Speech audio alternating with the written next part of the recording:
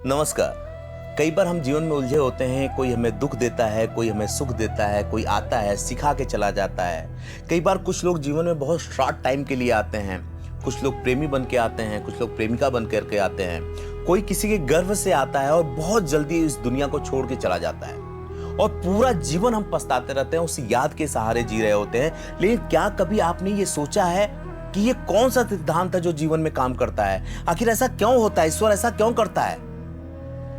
तो ये जान लीजिए, किसी का मिलना, किसी का आना, किसी का जाना कुछ भी अकारण नहीं होता। ये तो आत्माओं का एक गेम है जिसे आप नहीं समझ सकते। अगर समझना है तो आपको आध्यात्म की उस गहराई में जाना पड़ेगा जहां आपको सृष्टि के विस्तार और सृष्टि के सिमटाव को समझना होगा, आने और जाने को समझना होगा। हर एक व्यक्ति को यूनिक इकाई के रूप में देखना होगा और ये व्यक्ति को नहीं देखना होगा, वो व्यक्ति किन चीजों की वजह से है उसको देखना होगा।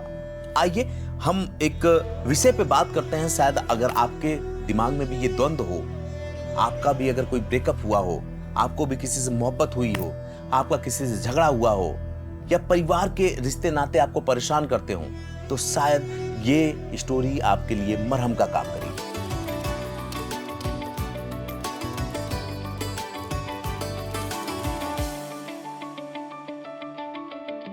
हर मुलाकात का अर्थ होता है। क्यों? हर आत्मा हमारे जीवन में किसी कारण से आती है। कभी सोचा है आपने? नहीं सोचा है। तो आज हम यही सोचेंगे कि वो कारण क्या क्या हो सकते हैं। कभी कभी हम किसी को पहली बार देखते हैं और हमें उनसे मोहब्बत हो जाती है। भीतर से एक अजीब सी पहचान महसूस होती है, जैसे कहीं से हम पहले मिल चुके हैं या परिचित हैं, जैसे यह आत्मा हमसे पहले से हमारे जीवन में शामिल है। कभी कोई राहगीर हमारी जिंदगी का सबसे बड़ा साथी बन जाता है और कभी कोई अपना बिना वजह हमें छोड़ के चला जाता है। और ये सारी चीजें एक सबक पैदा करती हैं, एक इमोशंस पैदा करती हैं। कभी लगता है क्यों आया ये व्यक्ति हमारी जिंदगी में, क्यों तोड़ दिया उसने मेरा भरोसा? क्या किसी ने बिना कुछ चाह के इतना सब कुछ दे दिया हमको जिसके बारे में हमने सोचा ही नहीं था? जीवन दर्शन क्या कहता है, हम उस पर भी बात करेंगे। अध्यात्म क्या कहता है, हम उस पर भी बात करेंगे। उसके पीछे सिर्फ एक वजह होगी कि मैं आपको यह समझा पाऊं कि आखिर ये जीवन कैसे चलता है। तो आप ये समझिए कि जीवन में जो कुछ घट रहा है वह समय के साथ अपना अर्थ दिखाएगा।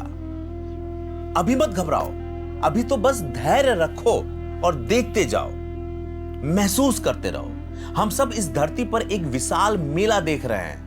अगर आप कभी मेला देखने गए होंगे तो उस भीड़ को देख के आप समझेंगे, हर आत्मा, हर व्यक्ति किसी उद्देश्य से यहां आई है। कोई हंसाने के लिए, कोई रुलाने के लिए और कोई सिखाने के लिए। क्या कभी आपने इस दृष्टिकोण से जीवन को देखा है? तुम तो सोचते हो कि तुमने अपने जीवन के लोग चुने हैं, पर वास्तव में यह चयन तुम्हारे हाथ में नहीं था। ये तुमने नहीं चुना है, ये सब पहले से लिखा गया है। अभी समझ में आ जाएगा कि ये कैसे हुआ है। जैसे कोई फिल्म शुरू होने से पहले ही स्क्रिप्ट तय होती है, आप तो बस देख रहे होते हो, वैसे ही आत्मा भी जन्म लेने से पहले तय करती है कि मुझे किन आत्माओं के साथ कौन कौन से अनुभव जीने हैं। कभी कभी किसी व्यक्ति से मिलना बस एक रिमाइंडर होता है कि तुम कौन थे और तुम्हें याद करना है। ये एक बच्चा जो बचपन से ही संगीत में गहरी रुचि रखता है, वो दरअसल उस आत्मा का अनुभव आगे बढ़ा रहा होता है जो पिछले जन्म में अधूरा रह गया था। वैसे ही हर आत्मा, जिसे हम माँ, पिता, दोस्त, साथी या शत्रु कहते हैं, वो उस अधूरे अनुभव को पूरा करने आई है। कर्म वो शक्ति है जो हर आत्मा को जोड़ती है। तुम्हारे कर्म तुम्हारे ही जीवन के अनुभवों के पात्र बनाते हैं। कभी सोचा है ये तुमने? कभी तुम किसी से अत्यधिक प्रेम करते हो और वो तुम्हें दर्द देता है। ये सजा नहीं, यह कर्म का संतुलन है, समझना होगा। कभी तुम किसी की मदद करते हो और वो तुम्हें आगे चलकर ऐसा अवसर देता है जो तुम्हारी जिंदगी बदल देता है। यह भी कर्म का संतुलन है और हमें इन दोनों नजरियों से इसे देखना होगा। कर्म सिर्फ अच्छा या बुरा नहीं होता, वो सीख देने वाला होता है। गुरु नानक जी कहते हैं, जैसा बीज बोए तैसा फल पाओ। यह फल सिर्फ बाहरी नहीं, भीतरी अनुभवों के रूप में भी मिलता है। इसलिए जब कोई तुम्हें धोखा दे तो यह समझो कि वो आत्मा तुम्हारा कोई पुराना कर्म चुका रही है। जब कोई तुम्हें बिना वजह प्रेम दे तो ये समझो कि वो आत्मा कोई अधूरा वादा पूरा करने के लिए आई है। हर रिश्ता, चाहे वो प्यार का हो या दर्द का, तुम्हें तुम्हारा पहलू दिखाता है। जो व्यक्ति तुम्हें असुरक्षा महसूस कराता है वो तुम्हें बताता है कि आत्मविश्वास अभी जगाना बाकी है। जो व्यक्ति तुम्हें धोखा देता है वो तुम्हें सिखाता है कि विश्वास खुद पर रखना चाहिए। पर क्या तुमने कभी इस दृष्टिकोण से अपने जीवन को या अपने जीवन में घटती हुई घटनाओं को देखा है? हम अक्सर लोगों से यह उम्मीद करते हैं कि ये बदल जाएं, पर असल में वो हमारे भीतर कुछ बदलने आते हैं। इसलिए हर रिश्ता दर्पण है, तुम उसमें खुद को देख सकते हो अगर मन को शांत रखो। अब आइए जरा गहराई में चलते हैं और समझने की कोशिश करते हैं। अब मैं एक पुराने आध्यात्मिक विचार की बात करता हूं जो हमारी इन चीजों को थोड़ा और साफ करेगी। जन्म से पहले हर आत्मा यह तय करती है कि उसे किन आत्माओं के साथ कौन कौन से अनुभव लेने और देने हैं। वही लोग पूरे जीवन में हमसे जुड़ते हैं। एक आत्मा ये चुनती है कि मैं तुम्हारी मां बनूंगी, तुम्हें प्रेम सिखाऊंगी। दूसरी कहती है कि मैं तुम्हारा शत्रु बनूंगी, तुम्हें क्षमा सिखाऊंगी। तीसरी कहती कि मैं थोड़े समय के लिए आऊंगी, तुम्हें हानि दूंगी ताकि तुम आत्मबल सीखो। जब ये अनुभव पूरे हो जाते हैं तो वो व्यक्ति चला जाता है और हम कहते हैं क्यों चला गया वो? पर आत्मा की दृष्टि से देखो, वो अपना कार्य पूरा करके लौट चुकी है। पर इतना कौन सोचता है, क्योंकि अध्यात्म से तो आप बहुत दूर हैं और आप संसार में हैं। इसलिए हर जुदाई भी एक पूर्णता का एहसास कराती है, ये हम समझ ही नहीं पाते।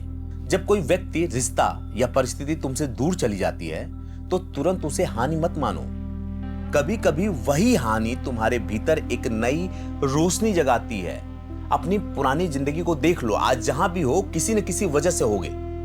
कभी किसी का जाना तुम्हें तुमसे मिलवा देता है, क्योंकि जब तक लोग तुम्हारे साथ थे तुम उनका प्रशंसीकरण करते थे। अब अकेले हो तो असली तुम सामने आता है। किसी प्रिय का जाना हमें सिखाता है। कोई भी चीज जो किसी वजह से होती है वो हमें अच्छा या बुरा सिखाती है। कभी कोई मित्र तुम्हारा साथ छोड़ देता है ताकि तुम आत्मनिर्भर हो सको, ये पहले से ही तय है। इसलिए हर विदाई में भी आशीर्वाद छिपा होता है। पर समस्या ये है कि हम उस तरीके से लेते नहीं हैं। हम तुरंत परिणाम चाहते हैं। क्यों मिला वो व्यक्ति, क्या किया, क्या हुआ, क्या गलती थी मेरी, इसी में तो उलझे रहते हैं। पर जीवन ऐसे उत्तर नहीं देता। वो धीरे धीरे अनुभवों के माध्यम से सिखाता है। वो धैर्य चाहता है, यानी कि हमें धैर्य रखना होता है। और धैर्य रखने का अर्थ है जीवन को अपना शिक्षक मान लेना। और जब तुम स्वीकार कर लेते हो तो तुम्हारा मन शांत हो जाता है। फिर कोई भी घटना तुम्हें तोड़ नहीं सकती, क्योंकि तुम जानते हो हर घटना मुझे आकार दे रही है, न कि नष्ट कर रही है। लेकिन ये कब होगा? जब आप तटस्थ होगे। तो अब सोचो, आज जो भी व्यक्ति तुम्हारे जीवन में है वो किसी न किसी कर्म का उत्तर है। और ये जानने के लिए हमें अपने गहराई में जाना पड़ेगा।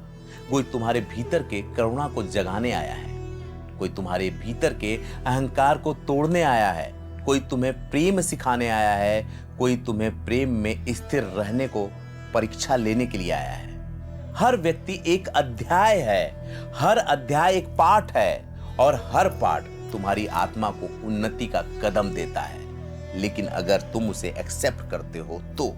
इसलिए जब भी जीवन अगली बार तुम्हें किसी नए व्यक्ति से मिलवाए तो मुस्कुराओ और कहो, स्वागत है तुम्हारा, चलो देखें इस जीवन को, इस मुलाकात में। और फिर अपने आप से पूछना कि इस मुलाकात में मेरे लिए क्या छिपा है। और जब कोई चला जाए तो सिर झुकाकर कहना, धन्यवाद, तुम्हारा अध्याय पूरा हुआ, तुमने मुझे सिखाया और अंत में आगे बढ़ता हूं। क्योंकि जो आत्मा यह समझ लेती है कि हर मिलन और हर जुदाई दोनों ईश्वर की कृपा है और वो पहले से तय है, तो फिर कभी दुख नहीं होता और जीवन आगे की तरफ बढ़ता रहता है। मुझे लगता है कि इतनी बातचीत के बाद बहुत कुछ तो ये समझ में आ गया होगा कि दरअसल हमारे हाथ में कुछ होता ही नहीं है।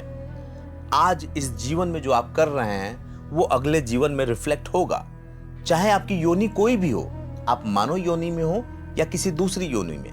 लेकिन इन बातों को समझने के लिए, जानने के लिए आपको ईश्वर से संवाद तो करना होगा। वो किसी भी तरीके से हो सकता है। बहुत लोगों ने नाच गा के ईश्वर को पा लिया और बहुत लोगों ने साधना के माध्यम से। पर आप एक बात समझिए कि जब तक आप अध्यात्म के गहराई में नहीं जाएंगे, जब तक इस भौतिकवाद से थोड़ी दूरी नहीं बनाएंगे, तब तक आप उन रहस्यों को नहीं जान सकते जो आखिर में सत्य होता है। दुनिया में आना और दुनिया से जाना, यही दो सत्य हैं जो कि दिखते हैं आपको। बाकी सारी चीजें तो सोने के बाद जैसे सपना आता है और जगने के बाद सब खत्म हो जाता है, ठीक उसी तरह से जीवन में होता है। ये बातचीत अगर हम करेंगे तो बहुत लंबी चली जाएगी, लेकिन मुझे लगता है कि आपको उन सवालों का जवाब इसमें मिल गया होगा, जिससे आप अपनी जिंदगी में जद्दोजहद करते होंगे, कई बार लड़ते होंगे, कई बार कोसते होंगे।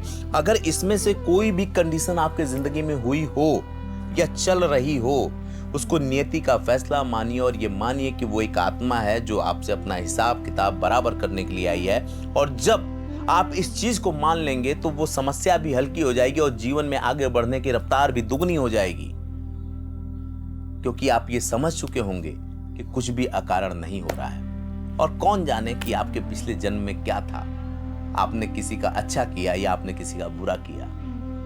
ये तो तभी पता चलेगा जब आप अपनी आत्मा के कनेक्शन को उस परमात्मा से जोड़ करके और उतनी सामर्थ्य हासिल कर लेंगे कि आप उसके परे जाकर के ये सब कुछ देख पाए। बहुत सी ऐसी बातें हम लोग करेंगे, अगर ये बात करते रहेंगे तो ऐसे ही आगे बढ़ती चली जाएगी।